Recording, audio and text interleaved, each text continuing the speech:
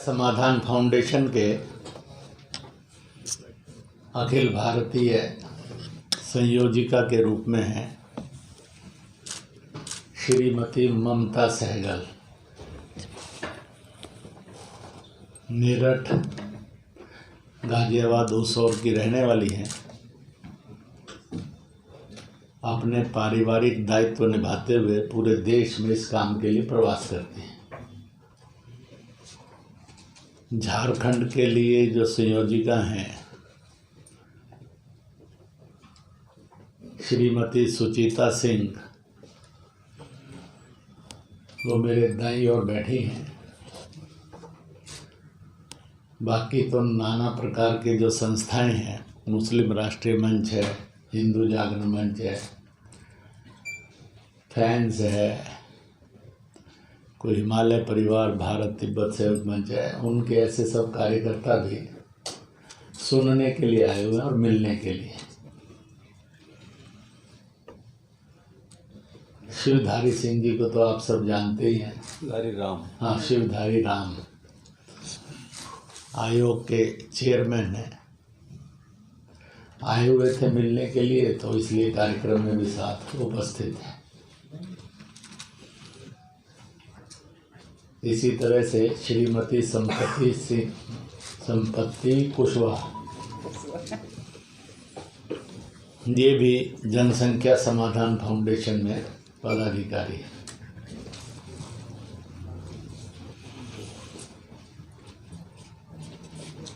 अनेक वर्ष पूर्व इस संस्था का गठन हुआ था।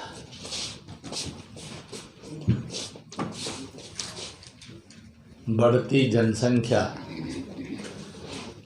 विश्व के सामने भी एक चुनौती है और भारत के सामने भी एक चुनौती है।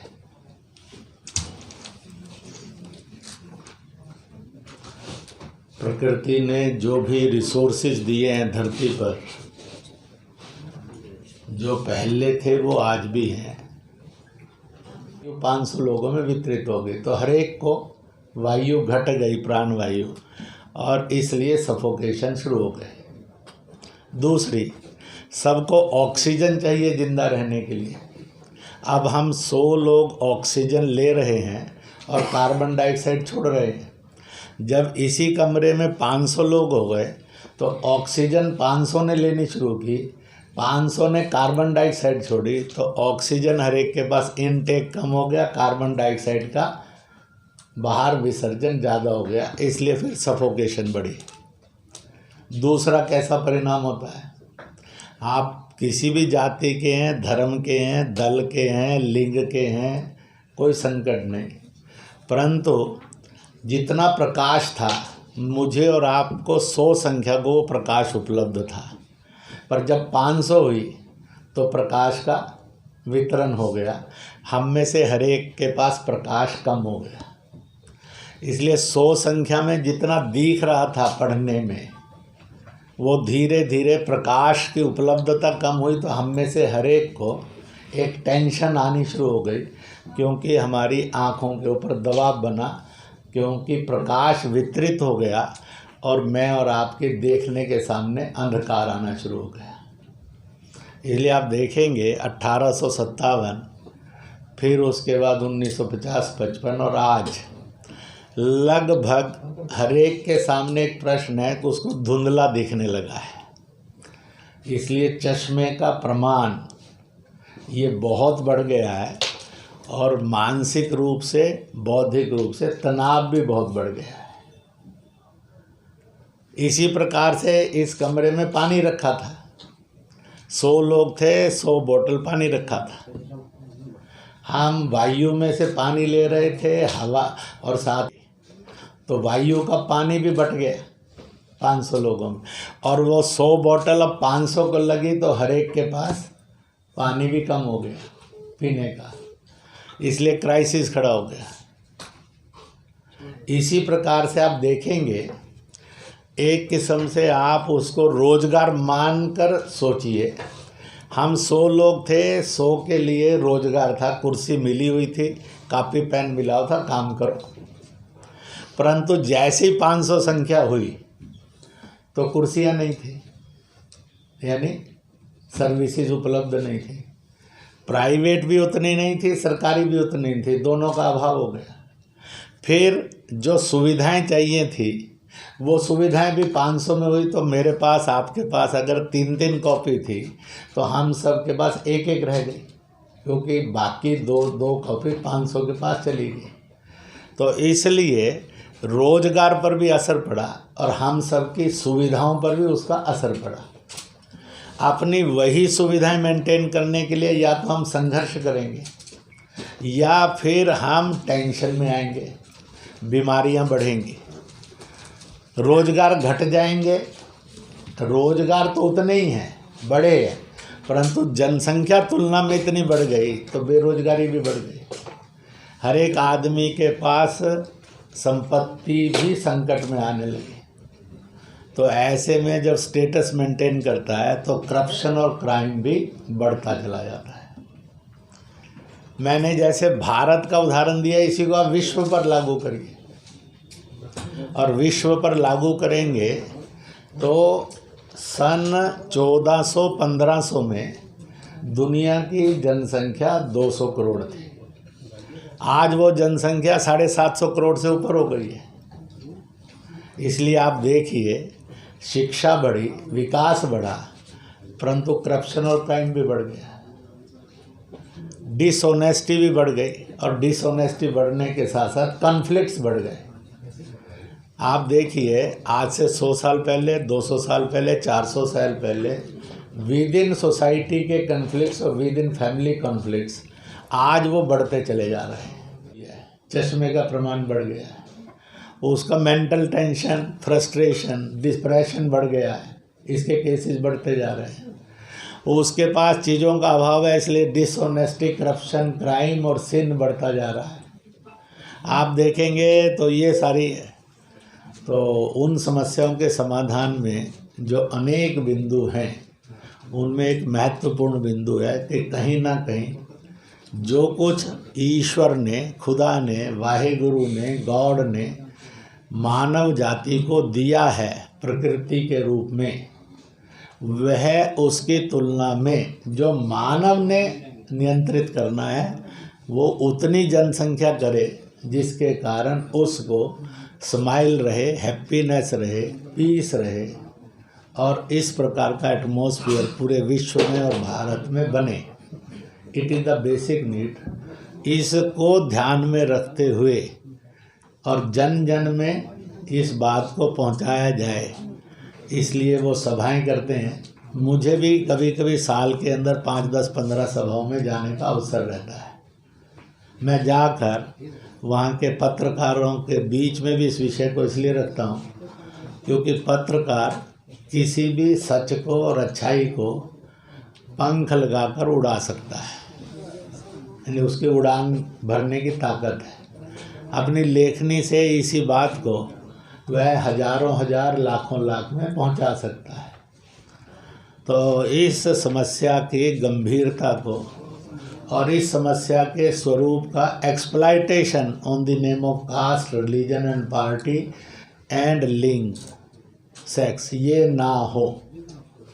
जो लोग इसको बताते हैं आप उनको गिरेबान पकड़कर पूछ सकें कि यू आर टेलिंग लाई। ये एक बात सच है कि जिसको ईश्वर सृष्टि जन्म देती है उसका खाद्यान्न भी भेजती है, परंतु खाद्यान्न तो भिखारी के रूप में भी मिलता है आदमी को। तो क्या जगत भिखारी होना चाहिए? जेल में बढ़ने वाली जनसंख्या है तो क्या जेल में रहने वाली आपराधिक जनसंख्या बननी चाहिए दुनिया में? तो इसका विचार करना। इसलिए वो भिखारी पूछते, माँ ने पूछा बेटा तू क्या कर सकता है? उन्हें कहा माँ मैं एक ही काम कर सकता हूँ, मांग सकता हूँ। वो भी तथास्तु कह देती है, वो भिखारी बनकर जिंदगी, पर सारे सम्मान वो खो बैठता है। एक अपमानित, पीड़ित, दर दर भटकने वाली जिंदगी मिलती है। रोटी 90 साल में धीरे धीरे करके 6 बार शांतिपूर्वक और 7वीं बार खून खराबे से भरा विभाजन किया। अफगानिस्तान रूस और ब्रिटिश इंडिया के बीच में बफर स्टेट बनी, जो बाद में देश कहलाया। तिब्बत चीन और ब्रिटिश इंडिया के बीच में बफर स्टेट बनी 1914 में, जो बाद में तिब्बत स्वतंत्र देश बनते बनते चीन उसको हड़प गया, इसलिए वो दुनिया के देशों की गिनती में ही नहीं आ सका। 1904 में और 6 में भूटान को स्वायत्तता दी और नेपाल को, और बाद में भारत ने यूएनओ में रिकमेंडेशन के बाद भूटान को और नेपाल को स्वतंत्र देश के रूप में मान्य करवाया।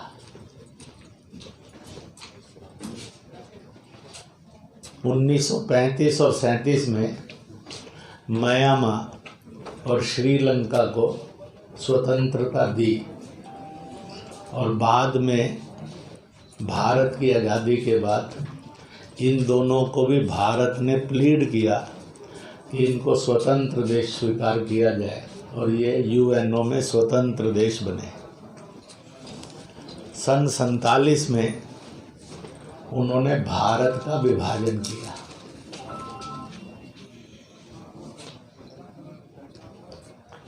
जो ब्रिटिश रूल्ड भारत था उसका विभाजन हुआ। एक हिस्सा पाकिस्तान बना, जो आज पाकिस्तान बांग्लादेश कहलाता है, दूसरा हिस्सा भारत बना। उसके अतिरिक्त एक और भारत था जिसमें 562 रियासतें थी, जो नवाबों के द्वारा और राजाओं के द्वारा रूल्ड थी, जिनके बारे में विभाजन में ये शर्त तय हुई थी वो स्वतंत्र नहीं रहेंगी या भारत या पाकिस्तान ज्वाइन करेंगे। सरदार पटेल के उप प्रधानमंत्री और गृह मंत्री के रूप में जो प्रयत्न हुए, 555 रियासतों ने भारत में विलय किया, 7 रियासतें पाकिस्तान के साथ गई। फिर एक तीसरा और भारत था जो पुर्तगाल और फ्रेंच के अधीन था। गोवा, दमन दीप, दादरा नगर हवेली, पांडेचेरी, कृष्णा नगर, यामा, ये सब समुद्र। अगर 100 ईसाई बैठे तो उन पर भी वही होगा। 100 से 500 होने के बाद वही हालत उनकी भी बनेगी। सिख बैठे हैं तो उनकी भी बनेगी। जनजातीय और अनुसूचित बैठे हैं उनकी भी। अगर सारे मिले जुले बैठे हैं तो भी वही क्राइसिस आएगा। इसलिए जो लोग इसको मजहब से जोड़ते हैं वो वोट बैंक के तुष्टीकरण के अंदर एंटी कॉन्स्टिट्यूशन और एंटी ह्यूमैनिटी बिहेव कर रहे हैं। वो भड़काकर वोट तो ले लेंगे, परंतु वह सिवाय नर्क बनाने के अतिरिक्त कुछ नहीं बना सकते। मैंने प्योर मुस्लिम पॉपुलेशन में भी इस जनसंख्या का नियंत्रण वर्ल्ड वाइड कैसा चाहिए और हिंदुस्तान में कैसा चाहिए, इस विषय को रखा है, क्योंकि it is not problem only of Hindustan, it is a world wide problem है। इस पर वर्ल्ड वाइड कॉन्फ्रेंसेस भी होती हैं। तो मैंने आपके सामने इस विषय को रखा, और जो इसको मजहब के नाम पर जोड़ते हैं, जाति के नाम पर जोड़ते हैं, वो पूर्णतः असत्य, भड़काने वाला, बांटने वाला और लड़वाने वाला काम करते हैं। मैं उनको ये मानता हूँ वो अपनी जाति और धर्म के भी सगे नहीं हैं, उनको केवल लीडरशिप से लेना है, समाज का जो होता हो। आप इसी में देखिए अल्पसंख्यक समुदाय और विशेष रूप से मुसलमान, जो भारत की सरकार और संविधान हर देश के नागरिक को अधिकार देती है, वो उनको सब उपलब्ध हैं, पर they are extra facilitated as a minority. तो उनका तो भारत के हर नागरिक से ज़्यादा विकास होना चाहिए था, क्योंकि उनको अल्पसंख्यक के रूप में एक्स्ट्रा फैसिलिटेट किया गया। वो अगर एडमिशन लेना है तो ओपन मेरिट में एडमिशन ले सकता है, फिर माइनॉरिटी एडमिशन के लिए उसको एक विशेष सुविधा भी मिली है।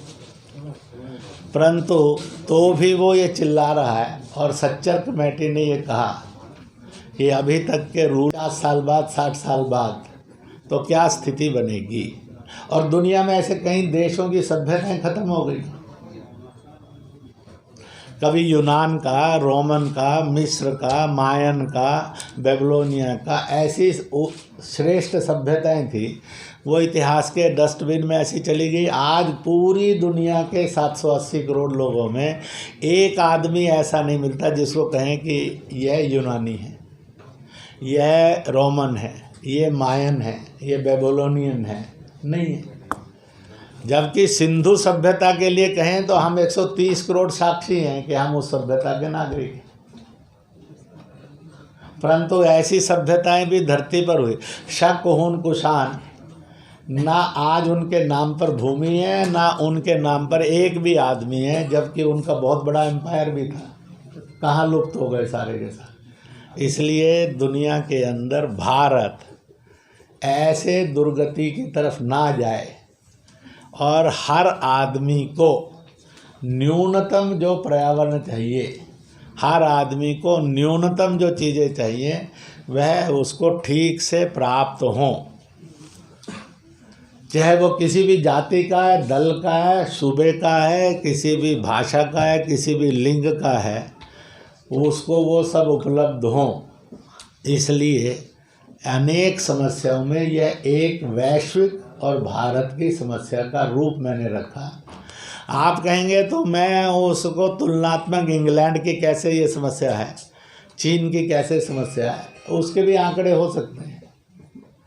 परंतु आप थोड़ा अध्ययन करेंगे तो आपको एक भयानक क्रूर चित्र मिलेगा। आप ही देखिए, 200 करोड़ के लिए जो धरती थी, आज उस पर 780 करोड़ है, कल 1000 करोड़ हो जाएंगे तो क्या हालत बनेगी दुनिया की। इसलिए आप पिछले से लेकर लगातार की वर्ष आगे बढ़ने के आंकड़े पढ़िए। जनसंख्या नियंत्रण का कानून बनना चाहिए और 2 बच्चों वाला कानून बनना चाहिए। बाकी जैसे मैं इसका उदाहरण देकर कह सकता हूँ, ट्रिपल तलाक यह इनह्यूमन है, अन इस्लामिक है। ये होने के बाद आवाज़ यही उठी कि ये जाना चाहिए। फिर जाते समय में कैसे कानून कायदे होंगे वो चलते रहेंगे। इसलिए सिर्फ इतना है, परंतु उसकी ये ख़त्म कर देंगे, ये कैंसिल कर देंगे, इस पर कोई सहमति नहीं है। सिर्फ सहमति इतने पर है और इसी की मार्केटिंग हो रही है, वही मैंने किया। और इसलिए किसी की इससे सहमति होकर कोई और सुझाव आ सकते हैं, और सुझाव आ सकते हैं।